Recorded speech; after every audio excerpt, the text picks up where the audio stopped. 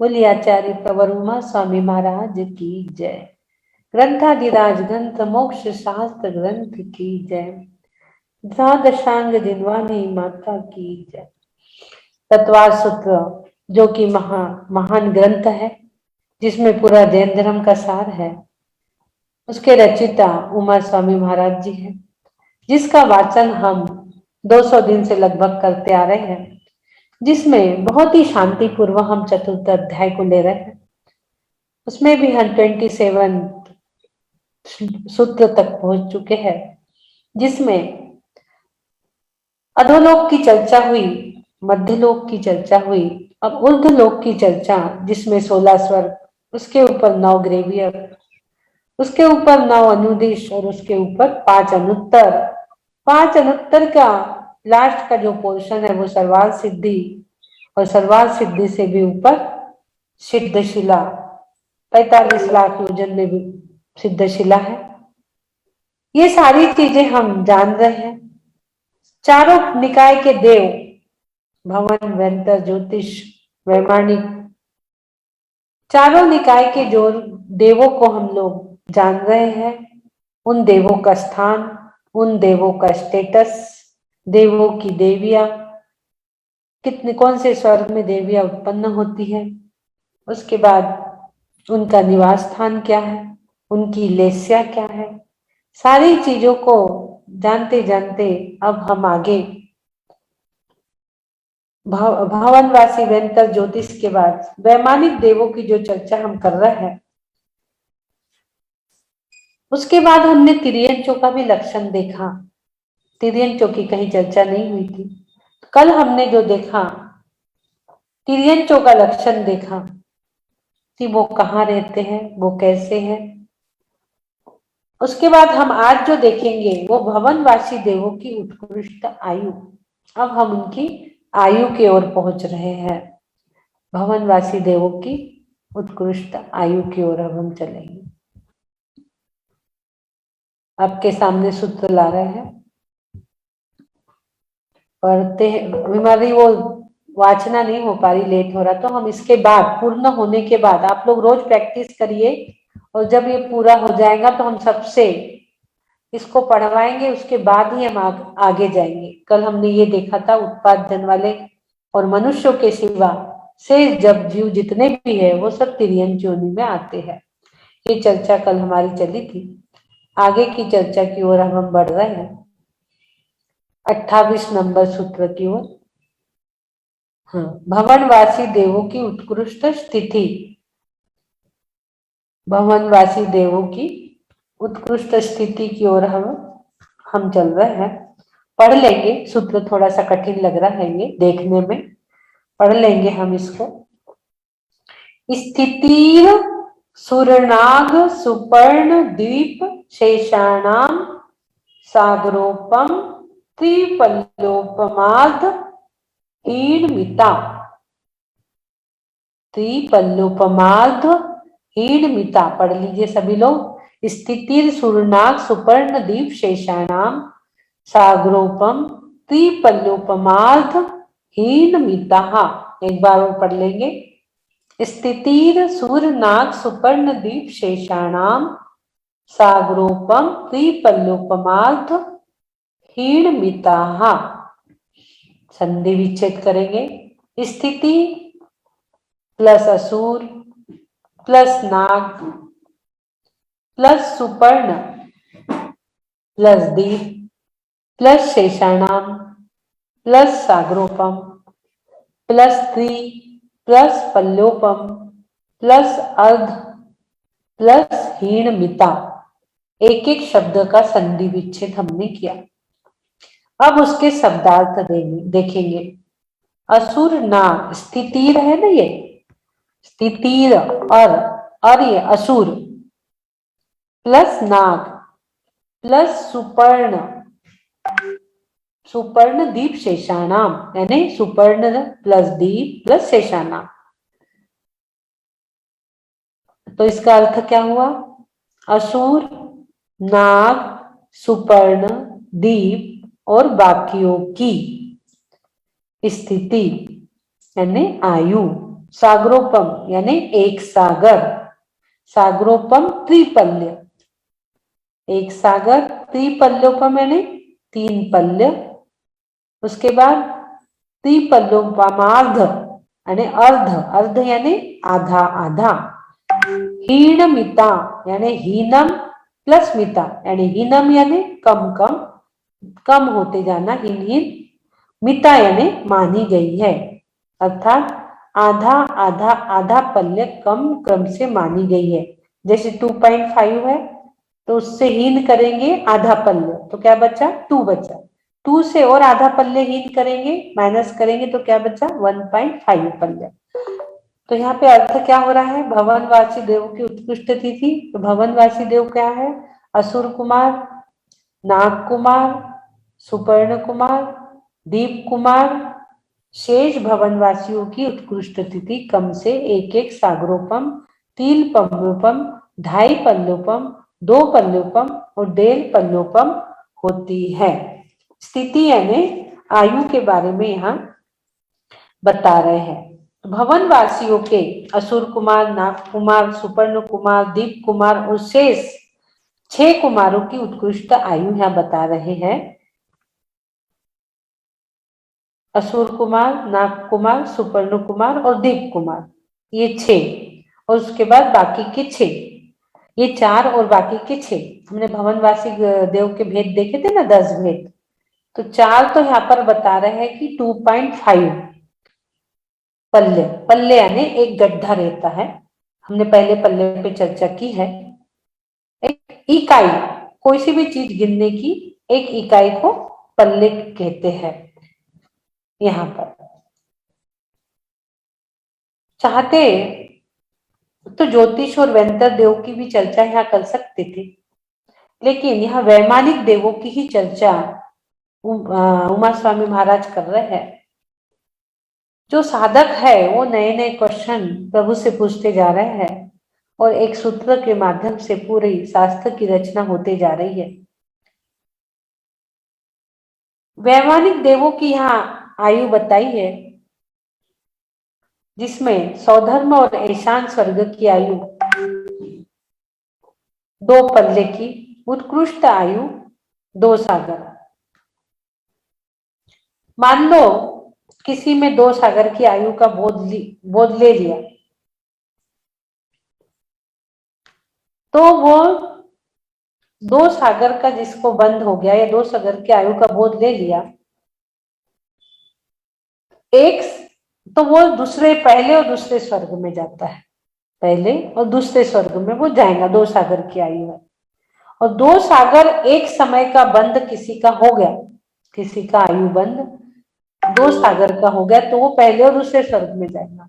लेकिन उसका मान लो कि एक समय बंद अधिक हो गया तो तीसरे और चौथे स्वर्ग में घातायुष होगा, तीसरे और चौथे स्वर्ग में होगा। किसी मुनि महाराज ने ज्यादा आयु बांध ली तो वो पहले ग्रहवेग की आयु बांध ली, बाद में संयम से वो भले ही च्युत हो जाए तो परिणामों के अनुसार नीचे में पहले दूसरे स्वर्ग में भी वो जा सकता है। उनकी आयु आधा स्वर्ग से ज्यादा मिलेगी। कितना हो गया फिर उनका, 2.5 सागर। कितना हो गया, 2.5 सागर। तो आधा आधा उनका वहां पर बढ़ रहा है और फिर आधा आधा कम होते जा रहा है। वो घातायुष की अपेक्षा से है। सौधर्म व ईशान तक की आयु 2 सागर से कुछ अधिक, वैसे सौधर्म और ईशान की आयु 2 सागर तक रहती है, कभी कभी वो अधिक होती है। यहाँ पर आयु के बारे में जो बता रहे हैं तो वो क्रम से ये बता रहे हैं कि भवनवासी में असुर कुमार की 1 सागर, नाग कुमार की 3 पल्य, सुपर्ण कुमार की 2.5 पल्य और दीप कुमार की 2 पल्य, पूरी क्रम से यहाँ पे बताई जा रही है। और आगे और अच्छे से हम इसको समझ लेंगे। उत्कृष्ट स्थिति, असुर कुमार की 1 सागरोपम, नाग कुमार की 3 पल्लोपम, सुपर्ण कुमार की 2.5 पल्लोपम, दीप कुमार की 2 पल्लोपम, शेष भवनवासी की 1.5 पल्लोपम आयु यहाँ पर बताई गई है। बाकी 6 की जो है वो 2 पल्ले की, दीप कुमारों की 2 पल्लों की और बाकी 6 की 1.5 पल्ले की आयु। शेष भवनवासी की 1.5 पल्ले की, दीप कुमार की 2, असुर कुमार 1 सागरोपम, नाग कुमार 3 पल्लोपम, सुपर्ण कुमार 2.5 पल्लोपम, दीप कुमार 2 पल्लोपम, शेष भवनवासी 1.5 पल्लोपम। इस प्रकार से उत्कृष्ट स्थिति उनकी बताई गई है। आगे स्वधर्म और ईशान स्वर्ग की उत्कृष्ट आयु। स्वधर्म और ईशान स्वर्ग की बात यहाँ पे चल रही है। हमने 16 स्वर्ग को देखे हुए हैं, आपको और एक बार इसमें से मैं दिखा देती हूँ। ये अपने 16 स्वर्ग को देखा है यहाँ पर। अब आगे जो स्वधर्म ईशान वैमानिक देवों में जो कल्पोपन्न की उत्कृष्ट आयु है उसकी बात यहाँ पे चल रही है। स्वधर्म और ये ईशान वैमानिक देवों के कल्पोपन्न की, क्योंकि ऊपर जो आएगा 16 स्वर्ग के ऊपर वो कल्पातीत आएगा, नीचे जो है वो कल्पोपन्न है। तो इनकी आयु के बारे में बात चल रही है। सागरोपमे, अब आगे का सूत्र हम लेंगे तो वैमानिक देवों के कल्पोपन्न की उत्कृष्ट आयु हमें पता चलेंगी। वैमानिक देवों की हम उत्कृष्ट आयु के बारे में जानेंगे। अभी हमने भवनवासी देवों की उत्कृष्ट आयु जानी, अब वैमानिक देवों की ओर चलो। बचे क्या हमारे 2 देव, ज्योतिष, जो हमने 4 देव देखे थे, भवनवासी, वेंतर और ज्योतिष। तो और वैमानिक, हमने भवनवासी की उत्कृष्ट आयु जाने, अब वैमानिक देवों की उत्कृष्ट आयु हम जान रहे हैं। जो ज्योतिष की देवों की और वेंतर देवों की आयु बची है वो 2 का यहाँ पर जिक्र इसके बाद आना चाहिए था, लेकिन भवनवासी के बाद एकदम उमा स्वामी जी वैमानिक देवों के पास चले गए, उत्कृष्ट आयु उनकी बताने लगे।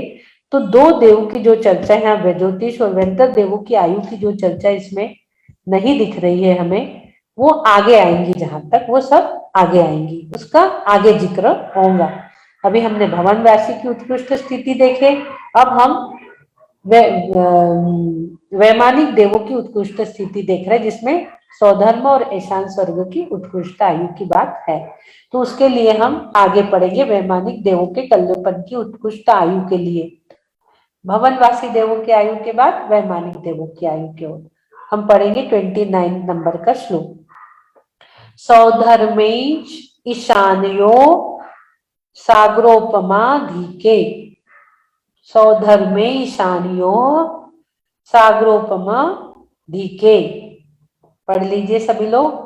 सौधर्म ईशानियो सागरोपमे धीके, संधि विच्छेद, सौधर्म प्लस ईशानियो प्लस सागरोपमे प्लस अधिके। शब्दार्थ क्या हो गया?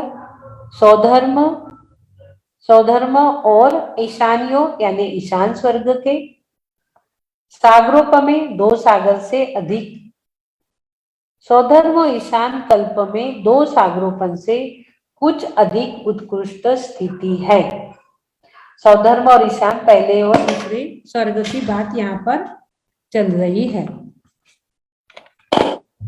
सौधर्म और ईशान स्वर्ग की बात यहाँ चल रही है। 2 सागर की उत्कृष्ट आयु यहाँ बताई जा रही है। सौधर्म और ईशान स्वर्ग में 2 सागर की उत्कृष्ट आयु बताई जा रही है, किंतु ये यहाँ पर एक बार और उसको देखेंगे। ये देखिए, सौधर्म और ईशान, इसका जो प्रमाण है वो एक राजू प्रमाण है, और यहाँ की उत्कृष्ट आयु जो बताई जा रही है वो 2 सागर की उत्कृष्ट आयु की बताई जा रही है। अब यहाँ पर किंतु घातायुष सम्यक दृष्टि के 2 सागर से करीब आधा सागर आयु अधिक होती है।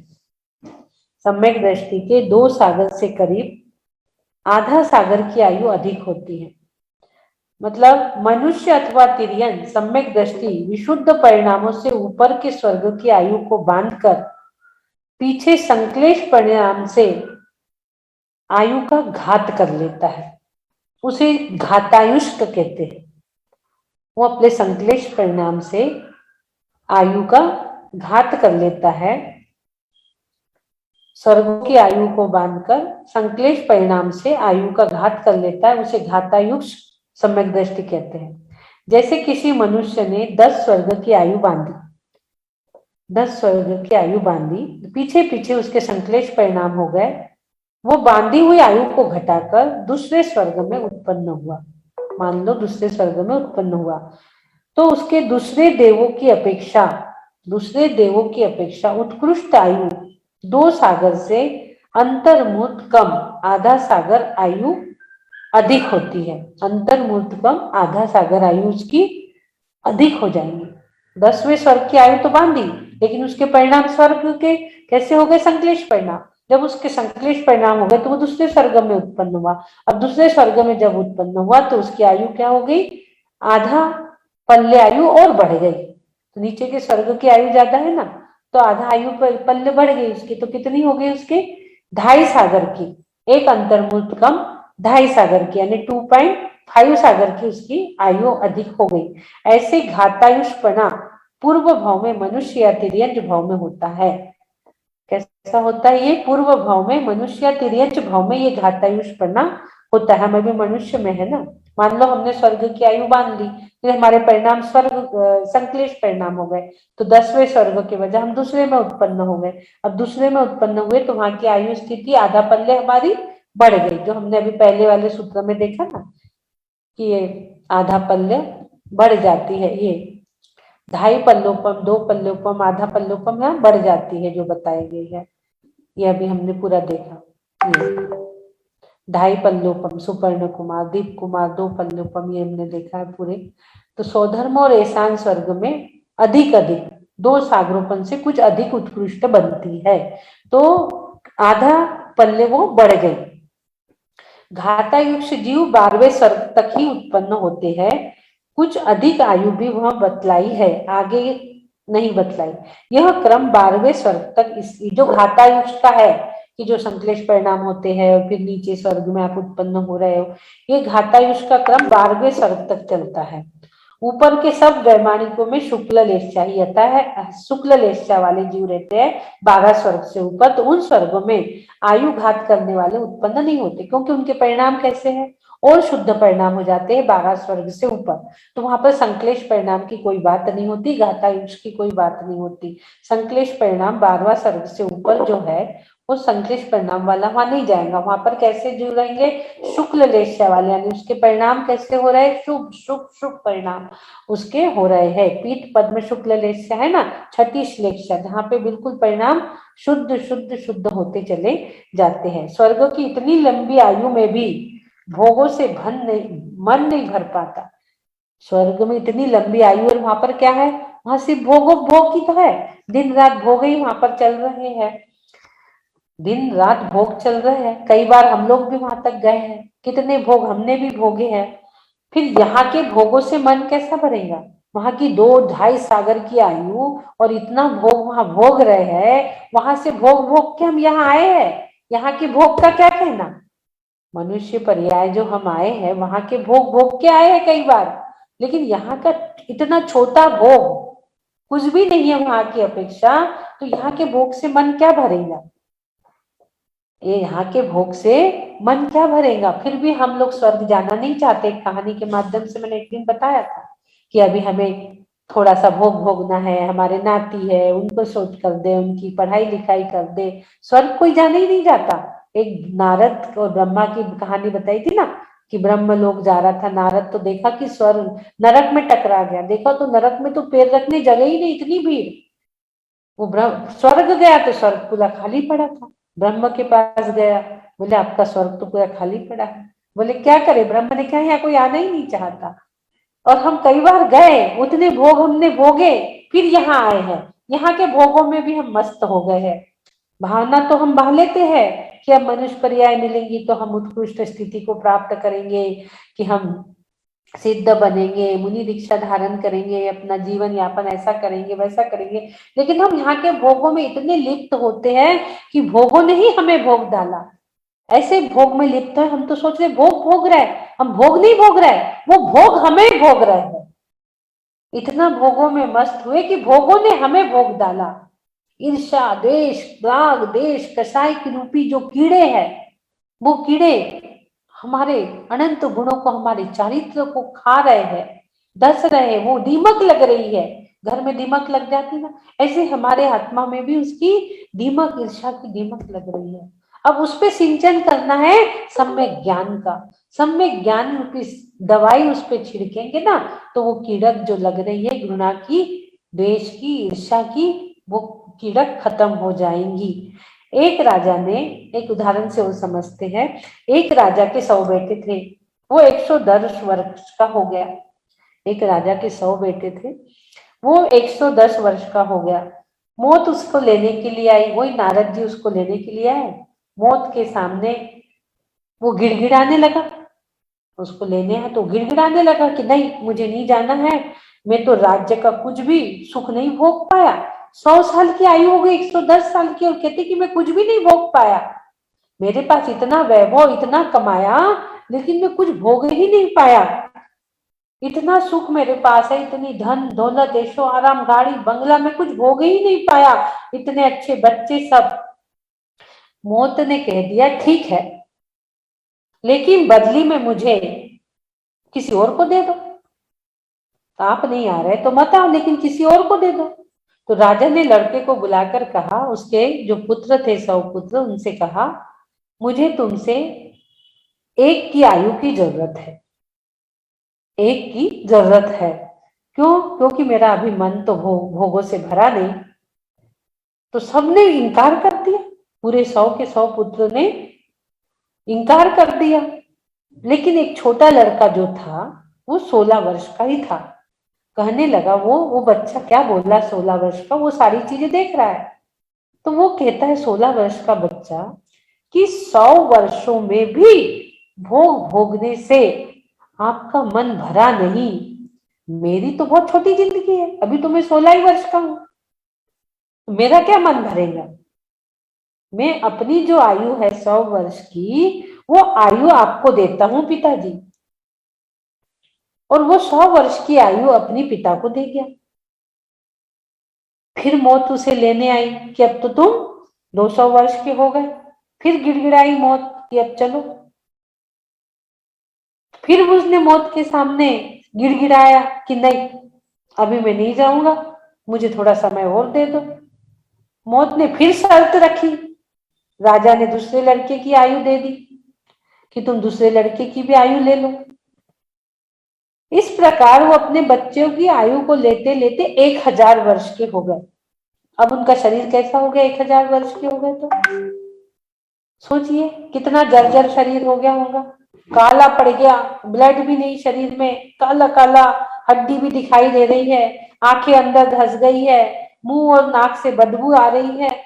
इतना जीर्ण शरीर उसका हो गया, बदबू आने लगी, कानों में सुनाई नहीं पड़ रहा है, कानों में जाले पड़ गए, आंखों में भी मोतियाबिंद के जाले पड़ गए, हस्तिनापुर और पावापुर कांपने लगे, कानपुर से सुनाई नहीं आ रहा, नैनपुर से दिख नहीं रहा है, और ये तोंडापुर, हमारा तोंडापुर मुख, ये भी ढहने लगा, गर्दन भी झुकने लगी, नागपुर बहने लगा। फिर भी उससे चला भी नहीं जा रहा, हस्तिनापुर और पावापुर लड़खड़ा रहे हैं उसके। मौत फिर भी आई और वह फिर गिड़गिड़ाकर फिर मौत आई उसको लेने। फिर भी वो जाना नहीं चाहता, फिर गिड़गिड़ाया, मेरा अभी मन नहीं भरा है, भोगों से लिप्त है, मुझे कुछ दिन और भोगने दो। बताओ, इतना शरीर जिर्जिन हो गया, फिर भी स्वर्ग नहीं जाना चाहता। फिर गिड़गिड़ाया मौत के सामने कि मुझे कुछ दिन और जीना है, थोड़े और भोग भोगना है। ऐसे भोगों में हम लोग लिप्त है, भोगों को भोगने के लिए हम ये जान ही नहीं रहे कि वो भोग ही हमें भोग रहे हैं, हम भोगों को नहीं भोग रहे, वो भोग हमें भोग रहे हैं। मौत ने तो अब की बार कुछ एक नहीं मानी, कुछ नहीं सुनी उसकी। मौत ने देख लिया कि इसको ले जाना ही पड़ेगा। अब वो राजा की मृत्यु हो गई, वो राजा की मृत्यु हो गई। बस यही हाल संसारी जीवों का है। भोगों को भोगते भोगते मन तृप्त नहीं होता, मांग करता रहता है, और चाहिए और चाहिए और चाहिए, और तेज वाली मदिरा चाहिए, और तेज वाली मदिरा चाहिए, और तेज विषय वासना वाली मदिरा चाहिए।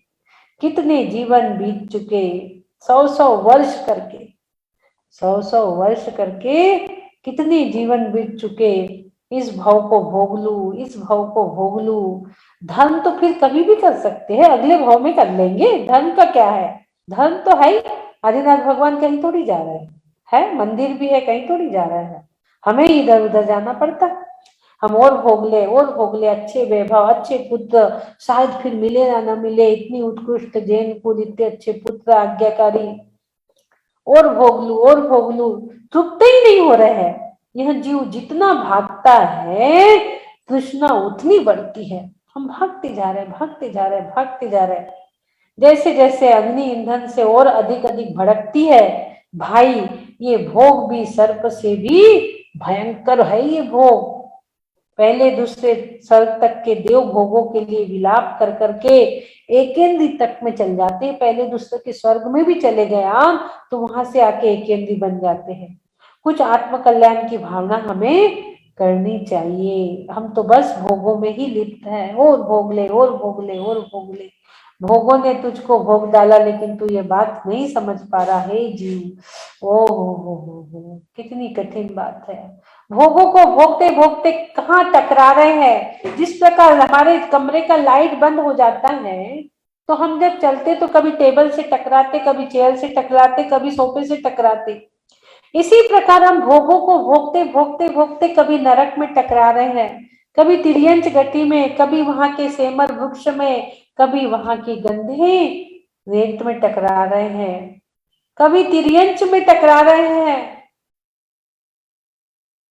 तिर्यंच के दुख रोज ही हम वर्णन कर रहे हैं। मुख बन जाओगे, भाषा वर्गना रहेंगी, लेकिन शब्द वर्गना नहीं रहेंगी, बोल नहीं पाओगे। मुख पशुओं के साथ कितना अत्याचार अनाचार होता है, अपनी बात कह नहीं पाओगे। लोग आएंगे, बांध मार बहुविधि करे, मारेंगे, बांधेंगे, खाल निकालेंगे, क्या क्या नहीं करेंगे। कभी हम इधर टकरा रहे, कभी इधर टकरा रहे, कभी इधर टकरा रहे हैं। बस गिरते गिरते चले जा रहे हैं, भोगों को भोगते भोगते, लेकिन हमें भान नहीं आ रहा है। भोग हमें भोग रहे हैं, इसका भान हमें नहीं हो रहा है। तो हम सभी लोग इसका भान अवश्य ही करें। भोगों के विलाप को हम छोड़ दे, भोगों भोग के विलाप को हम छोड़ दे, मोह मोह रूपी मदिरा को हम छोड़ दे। और कौन सी मदिरा पी ले? वीर की भक्ति वाली।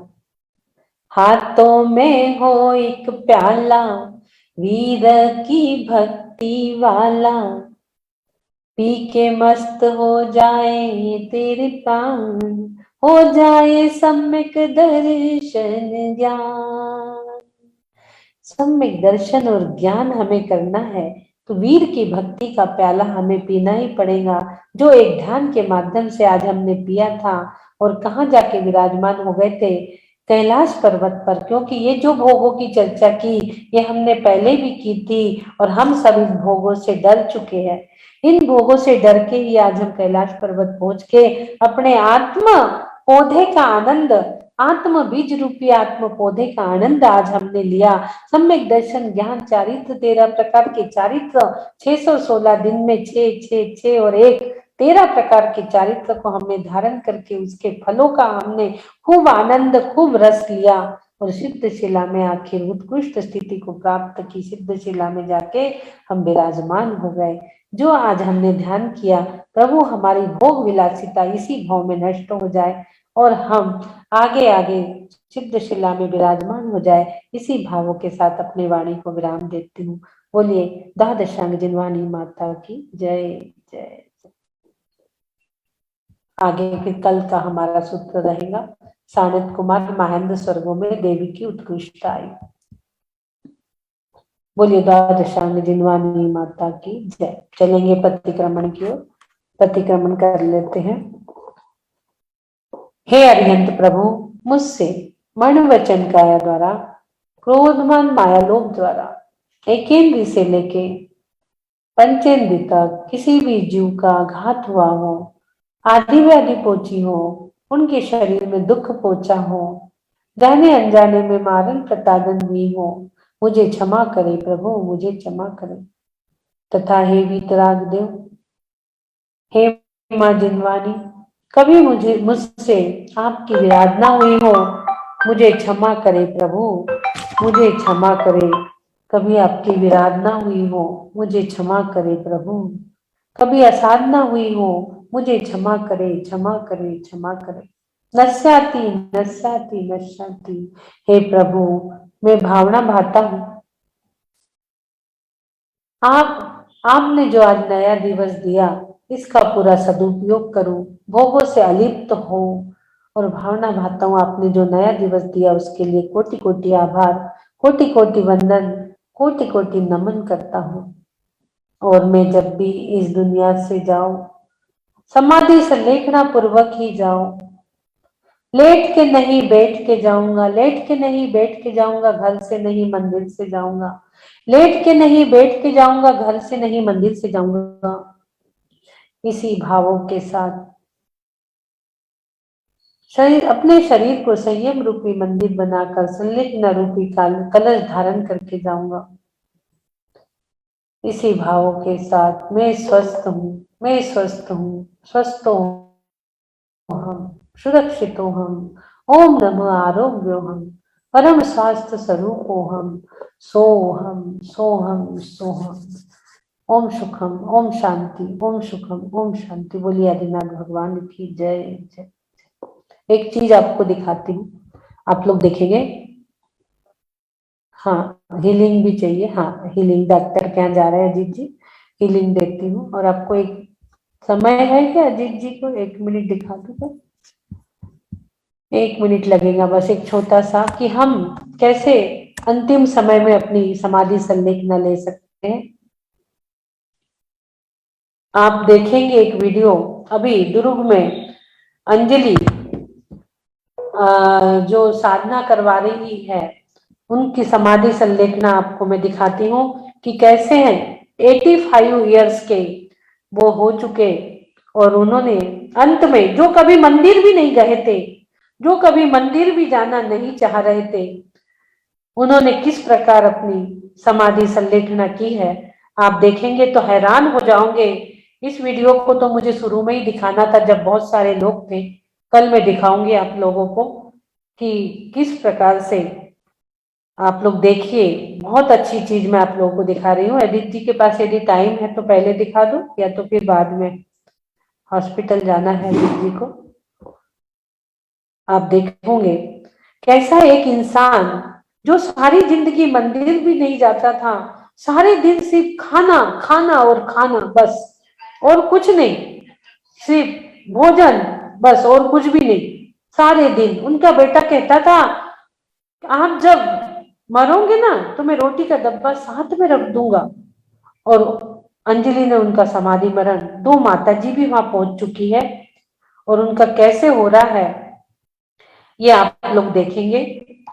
थोड़ा सा मैं इसमें डाल दूं, आपके इसमें डाल रही हूँ, पहले ही मुझे डाल के रखना चाहिए था।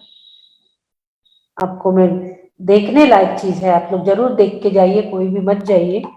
बहुत अच्छी चीज आप लोगों को दिखा रही हूँ। देखिए, देखिए जो इंसान कभी भी मंदिर नहीं गया, सारे दिन खाना खाना, खाने में इतनी वो थी, और अंतिम समय में किस प्रकार उसका संबोधन अंजलि कर रही है। बाद में माता जी भी पहुंची है, बहुत दिनों से अंजलि उनका संबोधन कर रही थी। मेरी सिस्टर जो समाधि मरण कराती है, उसका वीडियो की एक झलक दिखाती हूँ। अंतिम 5 उपवास कल उनके हुए, और कैसी शाम को गोधन बेला में उनका समाधि मरण हुआ, आप देख सकते हो। 85 साल के इंसान, जिनका बेटा भी थोड़ा समाधि कराने में इंटरेस्ट लेता है, वो कहता था पापा आपको तो धर्म में रुचि ही नहीं है, कभी मंदिर नहीं गए। वो इंसान ने अंतिम समय में 5 दिन के उपवास, मुनि व्रत अंगीकार कर लिया। वीडियो कॉलिंग से हमारे विमर्श सागर महाराज जी ने उन्हें दीक्षा दिलाई है। बहुत ही सुंदर दृश्य आपके सामने मैं दिखा रही हूँ, बहुत ही सुंदर दृश्य आप लोग देखिए। कल सुबह फिर हम दिखाएंगे इसको। आप ये वीडियो देखिए, अंजलि संबोधन कर रही है, मेरी सिस्टर है ये, जिसका हॉबी है। माता जी भी बैठी है पीछे। परसों इनकी दीक्षा हुई है, एक दिन पूर्व परसों इनकी दीक्षा दिला दी। इन्हें समाधि संलेखना करते हुए अंजलि ने महाराज जी से रिक्वेस्ट करके माता जी से कि इन्हें दीक्षा दिलाइए, और महाराज जी ने इन्हें दीक्षा दे दी। मैं तो एक निज सिद्धात्म तत्व हूँ। जैसी सिद्ध की परम आत्मा है, सिद्ध भगवान की जैसी आत्मा है, ऐसी ही आत्मा मेरी भी है। दृष्टि में अंतर है, उसके कर्मस्थ है, मेरे कर्मस्थ नहीं हुए। मैं तो दृष्टि का ग्राह्य हूँ, मैं पर्याय दृष्टि का ग्राह्य नहीं हूँ। मैं कैसा हूँ? मैं अखंड हूँ, चैतन्य तत्व भगवान आत्मा हूँ। मैं इस शरीर आदि से भिन्न अखंड चैतन्य तत्व हूँ। यह शरीर आदि मेरे नहीं, मैं इसका नहीं। कैसा हूँ? मैं तो इस चैतन्य तत्व भगवान उसी में रमण करने वाला हूँ, उसी चैतन्य प्रभु को देखने वाला हूँ।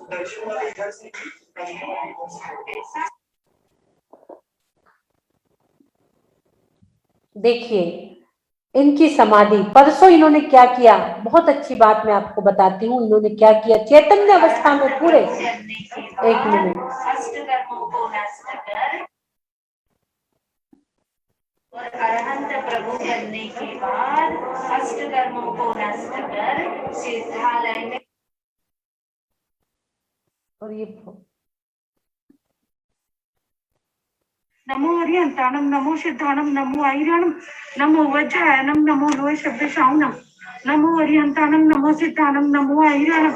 अंतिम समय आप देखोगे, देखिए अंतिम समय, नमो हरिहंताणम, नमो सिद्धाणम, नमो आईराणम, नमो वज्रायणम, नमो लोह, एक हैंकी दो, नमो हरिहंताणम, नमो सिद्धाणम, नमो अंतिम श्वास है, अंतिम समय नमोकार मंत्र सुनते हुए, नमो हरिहंताणम, नमो सिद्धाणम, नमो आईराणम, नमो वज्रायणम, नमो लोह शब्दशाउनम। ये देखिए नमो हरिहंताणम, नमो सिद्धाणम, नमो आईराणम। अब ये जो वस्त्र आप देख रहे हो ना, ये जो वस्त्र आप देख रहे हो, ये वस्त्र इन्होंने खुद ने चैतन्य अवस्था में, अंजलि संबोधन कर रही है, और ये वस्त्र इन्होंने फेंक दिए हैं। ये देखिए ये वस्त्र जो है इन्होंने अपने आप गद्दा फेंक दिया, पलंग से गद्दा फेंक दिया। ये तो आज इनका डोला निकल रहा है, आज इनका 10 बजे ये डोला निकलने वाला है। अभी 10 बजे तैयारी चल रही है। तो देखिए इन्हें पीछी दी, कमंडल दी। अंजलि ने रिक्वेस्ट की महाराज जी से कि दीक्षा दिलाओ। 5 उपवास हो रहे हैं इनके, 3 उपवास हो चुके। महाराज जी ने 3 उपवास के बाद अंजलि के कहने पर दीक्षा दिला दी, पीछी दे दिया, कमंडल दे दिया। ये आप देखिए दृश्य, कैसा दृश्य है ये, जिन्होंने गद्दा फेंक दी, कपड़े फेंक दिए अपने आप। अंजलि के संबोधन, जो कभी मंदिर नहीं गया उनने अपने आप सोए थे बिस्तर पे, गद्दा फेंक दिए, कपड़े उतार के फेंक दिए। माता जी ने कहा चलो आहार ले लो, 3 दिन हो गए, मुट्ठी बांध लिए, नहीं मैं अंजलि नहीं धारण करूंगा। अंजलि धारण करो बोली माता जी ने, बोले नहीं मैं सब त्याग कर चुका हूँ, मैं चारों प्रकार के आहारों का त्याग कर चुका हूँ, मुझे कुछ नहीं खाना। जो बेटा कहता था कि मैं रोटी का डब्बा साथ में रख दूंगा, उसके आंखों में आंसू, मुझे भी बताने में आंसू आ रहे हैं, क्योंकि वो संबोधन ही ऐसा करती है अंजलि कि लोगों के हृदय परिवर्तन हो जाते हैं। उसकी हॉबी है, छोटे छोटे बच्चे रहते हैं लेकिन छोड़ देती है 8-8 घंटे संबोधन, 8-8 घंटे। जीव की परिणति देखिए कैसी उनने सुलट दी। कैसा जीव जो सारी जिंदगी 85 ईयर्स तक मंदिर नहीं गया, बच्चा बोल बोल के कि पापा मंदिर जाओ, नहीं मुझे नहीं जाना। अंतिम समय में वो अपने आप चारों प्रकार के आहारों का त्याग, ऐसा हृदय परिवर्तन अंजलि कर देती है कि वो जीव अपने आप सुलट जाता है पूरी चैतन्य अवस्था में। पूरे गद्दे फेंक दिए, कपड़े निकाल के फेंक दिए अपने आप, और सब समझ रहे हैं। पूरे नियम अंजलि दिलाते जा रही है, पूरे नियम ग्रहण कर लिए। वीडियो कॉलिंग से महाराज जी की जरूरत रहती है। अंजलि पूरा कर देती है, लेकिन दीक्षा तो अंजलि नहीं दे सकती। एक श्रावक दीक्षा की तैयारी जरूर करा सकती है अंजलि। माता जी भी बैठी है, दो माता जी वहां पहुंची, दो महाराज जी भी कल रायपुर से निकले थे, पर वो शाम को समाधि हो गई, पहुंच नहीं पाए। आज सुबह वो पहुंचते थे, यदि निकले थे पैदल, महाराज जी भी वहां पहुंचने वाले थे। ऐसे भव्य प्राणी देखो, निमित्त लग गया मात्र अंजलि का, और उनकी समाधि संलेखना लास्ट में मुनिव्रत तक धारण करा देती है। कई को तो उसने माता जी भी बना दी है।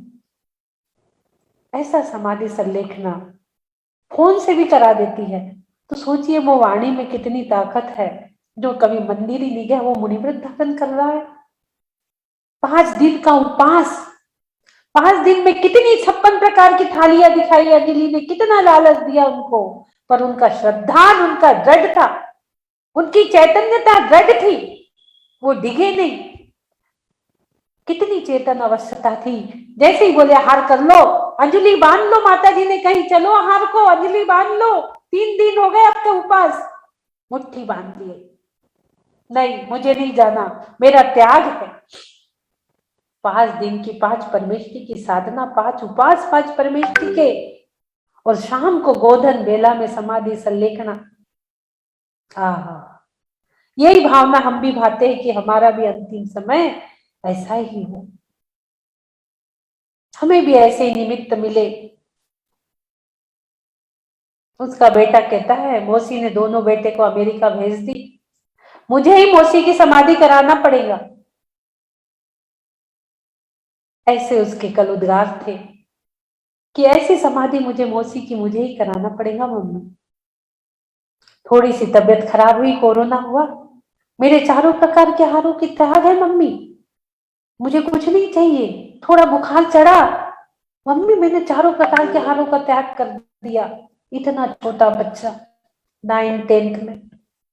ऐसे बच्चों के संस्कार, अभी से समाधि की भावना, दूसरे को कराने की भावना, जो देखता है बच्चा वही है उसके अंदर आता है।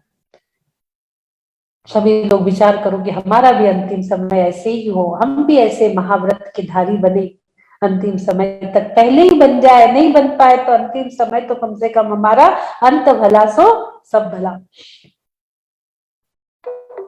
अभी मुझे याद आ गया प्रतिक्रमण कराते कराते, इसलिए मेरा प्रतिक्रमण भी थोड़ा आगे पीछे हो रहा था। एकदम याद आया कि नहीं मुझे दिखाना चाहिए, अभी डोला निकल रहा है उनका। जिन माता जी को जिन लोग संबोधन करने आए थे, अब वो माता जी भी उनको वंदन कर रही है, क्योंकि माता जी से मुनिव्रत का 6वां 7वां गुण स्थान होता है, माता जी 5वें गुण स्थान वर्ती होती है। अभी उनके पास वस्त्र है, स्त्री पर्याय है। जिनका संबोधन करने आई थी माता जी, वो उनको भी वंदन कर रही है। आह, क्या है मुनिव्रत, क्या है वो चारित्र जो आज हमने धारण किया था ध्यान में। बहुत सुंदर। चलिए अजीत जी क्या बोल रहे हैं, उससे भी नमोकार मंत्र बोल के नहीं हो रहा है, अनम्यूट करिए अजीत जी। संबोधन कराना इतना आसान नहीं होता। जिंदगी भर हम जिसमें लिप्त रहते हैं, जिन भोगों में, उन भोगों को छोड़ना। एक दिन अष्टमी चतुर्दशी होती है तो नानी याद आ जाती है कि रोज जो खा रहे थे अब वो खाने नहीं मिल रहा है, एक दिन उपवास हो रहा है तो त्याग कर दिए उस चीज का। और उतने भोगों से, पूरे भोगों से अलिप्त हो जाना, जो आज हमारी चर्चा चली। अनम्यूट करिए अजीत जी। अनम्यूट अनम्यूट नहीं हो रहा, मैं कोहोस्ट बना दिया है। अजीत जी का अनम्यूट को नहीं हो रहा। हो गया। जय जिनेन्द्र दीदी, जय जिनेन्द्र। जय जिनेन्द्र भैया। बहुत ही अच्छा आपने दृश्य दिखाया, बहुत बहुत अनमोल। अभी है उनका, अभी 10 बजे निकलना था आज डोला, आज 10 बजे अभी डोला निकल रहा है। बहुत बहुत हाँ, अभी तक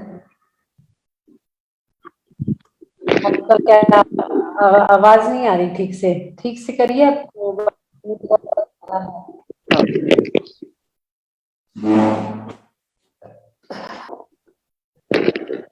आवाज आ रही है? हाँ, कट कट के आ रही है आज आपकी आवाज। नहीं, आपकी आवाज आ रही है मेरे को। हाँ बोलिए। हाँ, बहुत बहुत अनुमोदना, ऐसा दृश्य, मनमोहक दृश्य बताया आपने। और संसार की नश्वरता का पूरा दिग्दर्शन करा दिया, इतना अच्छा, इतना बढ़िया, मतलब जो छोटी दीदी है वो भी इतना अच्छा करवाती है। मैं सबको ये मालूम पड़ गया, बहुत ही अच्छी बात है। तो और इस दृश्य को तो बारंबार नमन करने का जी चाहता है जी। बहुत बहुत धन्यवाद जी। सभी को जय जिले, सभी को जय। चलिए हीलिंग देते हैं हम।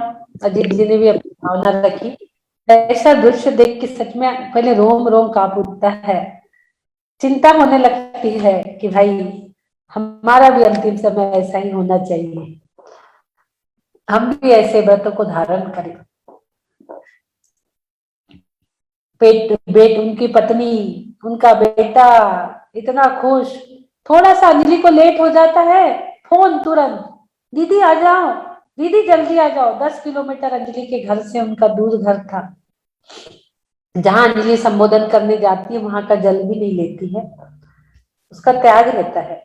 किसी के भी घर का जब तक समाधि कर रही है जल भी नहीं ग्रहण करती। तो रात हो जाएगी इसलिए थोड़ा घर उसको आना पड़ता है भोजन के लिए, सुबह शाम पूरा समय वहां देती है संबोधन में। यानी इतनी 85 वर्ष का जो आवरण पड़ा था उसने जल्दी वो धूमिल नहीं हो सकता। उसका हृदय परिवर्तन करने के लिए थोड़ा समय लगता है। और कंटिन्यू 3 घंटे 4 घंटे तक संबोधन, प्रभु ने उन्हें इतनी शक्ति दी है। बच्चों को छोड़ के जाना, 10 किलोमीटर दूर जाके दिन में 2 बार, सुबह जाना है मंदिर तो चले गए, फिर आए भोजन वोजन करे फिर चले गए, फिर शाम को आए भोजन करे फिर चले गए, तो रात तक संबोधन। 4-5 समाधि अभी चल रही है उनके हाथ में, एक हो चुकी, दूसरी ये हो गई, और 2-3 को संबोधन कर रही है। बोलिए देवाधिदेव आदिनाथ भगवान की जय। सभी लोग अ लिख लेंगे, जिन्हें भी हीलिंग चाहिए अ लिख लीजिए।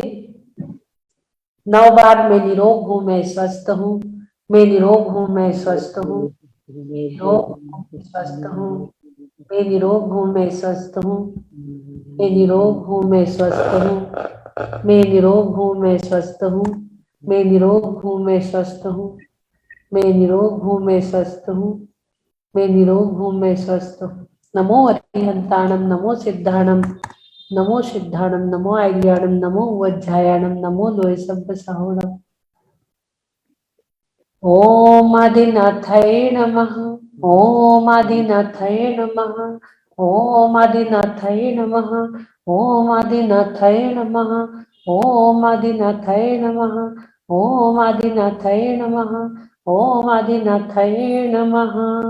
उद्भूत भीषण जलोदर भार भुग्ना, शोच्यां दशामुपगता श्रुत जीविताशा, तत्पाद पंकज रजो मृत दीग देहा, मत्या भवन्ति मकर ध्वज तुल्य रूपा, उद्भूत भीषण जलोदर भार भुग्ना,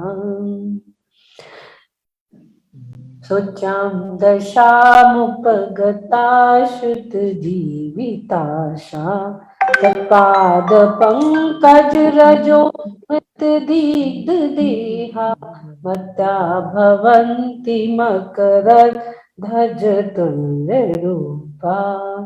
ओम नमो भगवती शुद्धोपद शांतिकारिणी, रोग कष्ट जरोक्षमणम शांति कुरु कुरु स्वाहा।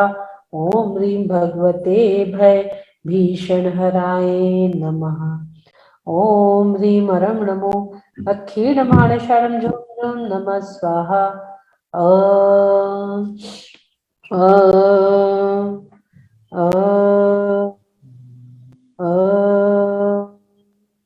अ मन में चिंतन चलते रहना चाहिए। आपका दर्द ठीक हो रहा है, आपका हाथ ठीक हो रहा है, आपकी सारी परेशानी शरीर से बाहर जा रही है।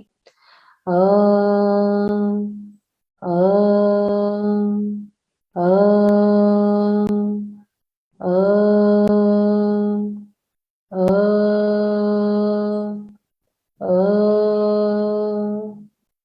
अ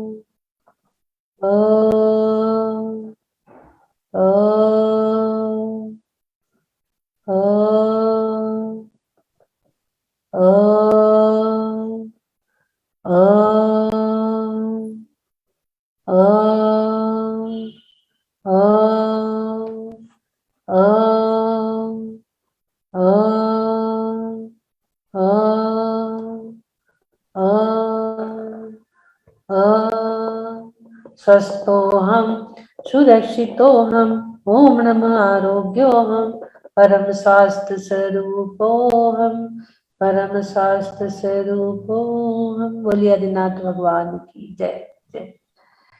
आप जल्दी स्वस्थ होए, जल्दी आपका हाथ ठीक हो जाए।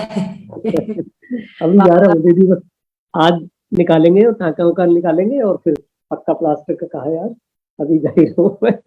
अच्छा चलिए ठीक है, फिर बताइएगा क्या रिजल्ट है उसका। बिल्कुल। जय जय जय जय सभी को जय जय, बहुत बहुत धन्यवाद। चलिए आज बहुत टाइम हो गया।